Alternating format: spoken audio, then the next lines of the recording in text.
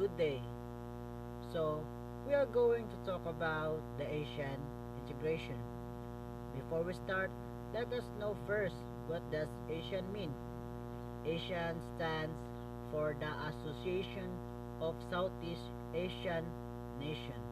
It is a regional grouping that promotes economic, political, and security cooperation among its 10 members. Who are the 10 members? The following are the countries: Brunei, Cambodia, Indonesia, Laos, Malaysia, Myanmar, Philippines, Singapore, Thailand, and Vietnam.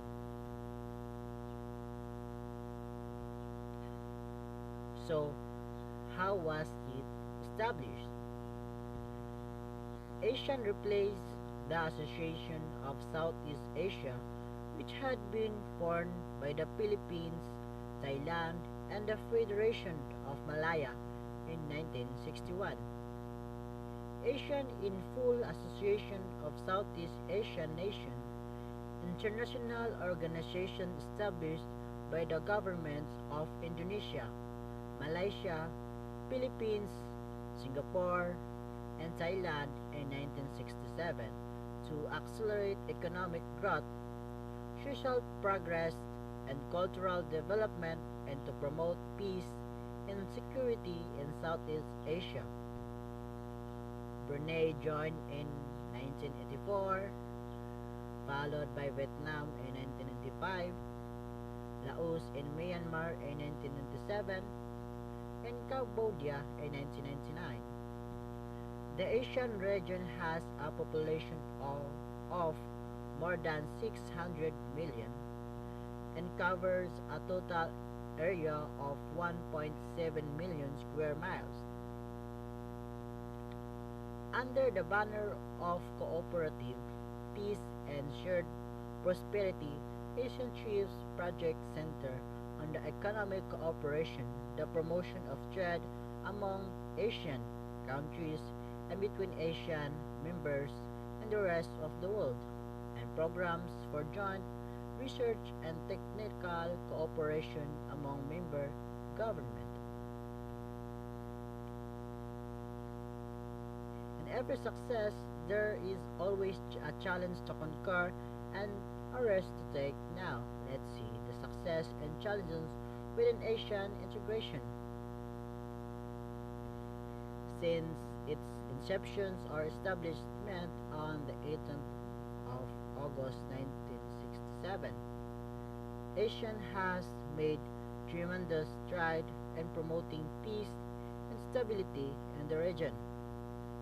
This is carried out through the abiding of the rule of law and adherence to the principle of the United Nations Charter, which allows for all member states to subscribe to its respective aims, principles, and purposes under the banner of a united regional association. As such, economic cooperation is fundamental to the progress of this collective, with a combined gross domestic product $2.5 trillion thus far. ASEAN is the seventh largest economy in the world. It is projected to jump to fourth spot in 2050. The creation and implementation of the Asian Economic Community was a crucial initiative to integrate the 10 member countries, a single market and productions with investment services, free movements of goods, skilled labor and flow of capital among its key, and underpinning its extension as the Asian Economic Community blueprint, which strives to build a regional monolith that has the ability to compete with other blocks across the globe. Now, let's see the success of Asian integration thus far. An apparent positive outcome of Asian integration is the gradual increase of cumulative GDP within the region through through the implementation of the Asian Economic Blueprint 2025, an Asian-wide self-certification scheme has been created. This scheme helps facilitate the utilizations of Asian trade in goods agreement by allowing exporters to issue origin declarations which will cut transaction costs. Here is the graph of the Asian annual GDP growth by country. As you can see, the development of infrastructure in the region based on a mutual learning process from member state has seen numerous success stories. An example of this is the Mayanyan power plant in Myanmar, which is the nation's first competitively tendered independent power producer. It has attracted world-class project developers and financing from leading multilateral development banks as well as commercial banks offering their first loan in Myanmar.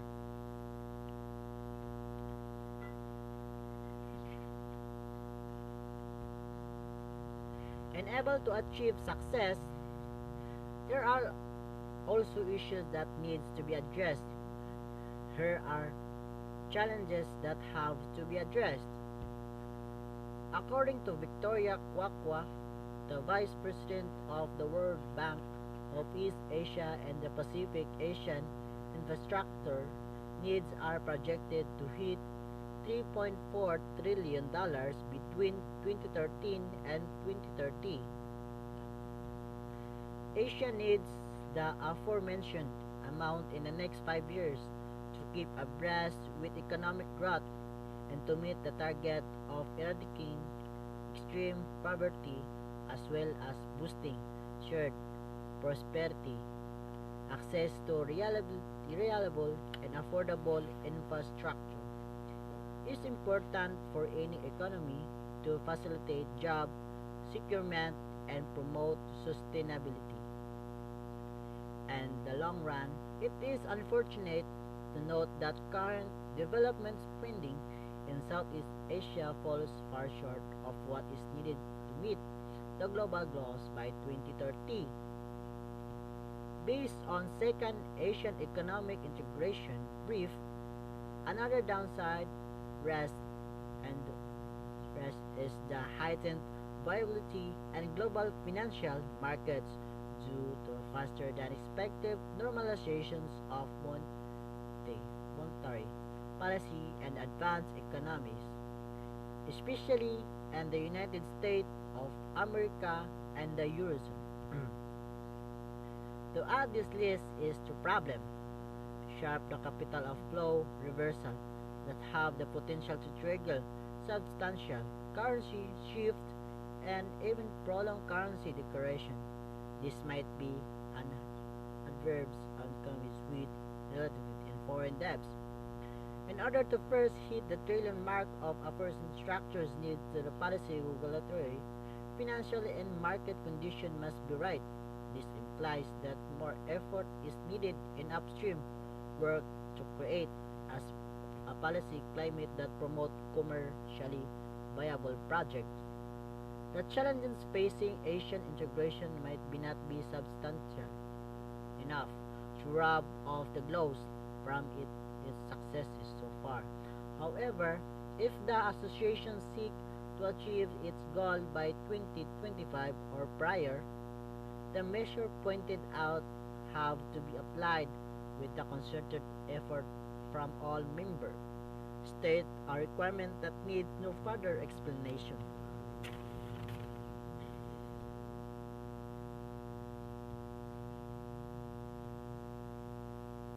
UN Security Council is tasked with authorizing international acts of military intervention. PS5 veto power refers to the power of the five permanent members of the United Nations Security Council: China, France, Russia, the United Kingdom, and the United States to veto any substantive resolution. 1990s, U.S. sought in intervened Kosovo War, North Atlantic Treaty Organization or NATO led by U.S. left UN, Syria civil war in United Nations led to over 220,000 people dead and 11 million displaced.